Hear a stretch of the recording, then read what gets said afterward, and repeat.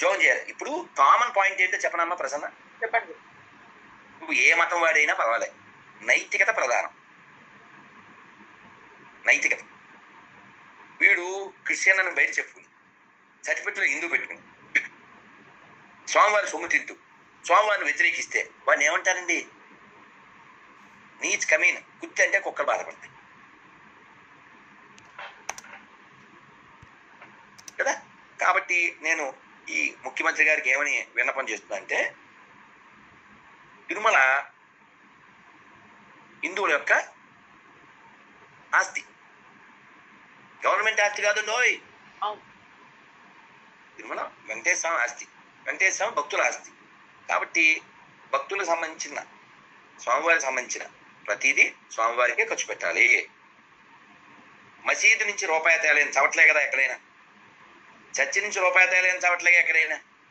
వెంకటేశ్వర స్వామి పేరు మీద యూనివర్సిటీలు, హాస్పిటల్లో, బదిరులకి అన్నదానాలు కదా ఎన్నో జరుగుతున్నాయి.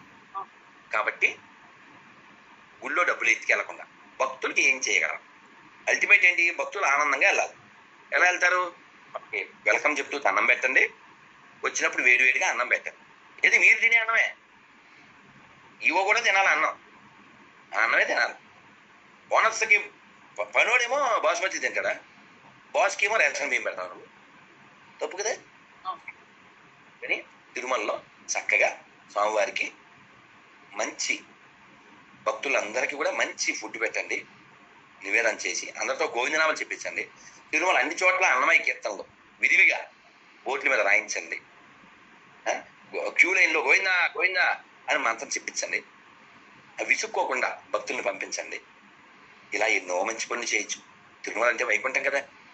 వైకుంఠము అంటే ఏంటి అర్థం? Where there is no anxiety, that's called Vaikuntham. నువ్వు యాంగ్జైటీ క్రియేట్ చేస్తే అందులో అయిపోతుంది, కొంట మిగులుద్ది. కాబట్టి ఇప్పుడు తిరుమలని సమూలంగా ప్రక్షాళన చేయాలి. తిరుమలలో అది హిందువుల ఆస్తి కాబట్టి హిందువులే అక్కడ పనిచేయాలి. తిరుమలలో, తిరుపతిలో, టీటీడీలో అందరూ హిందువులే ఉండాలి. అందుకని అది హిందువులకు సంబంధించింది కాబట్టి. క్రైస్తవులు ఎందుకుంటారు? వెంకటేశ్వరాన్ని నమ్మరు కాబట్టి, నమ్మనోడు మాకెందుకు?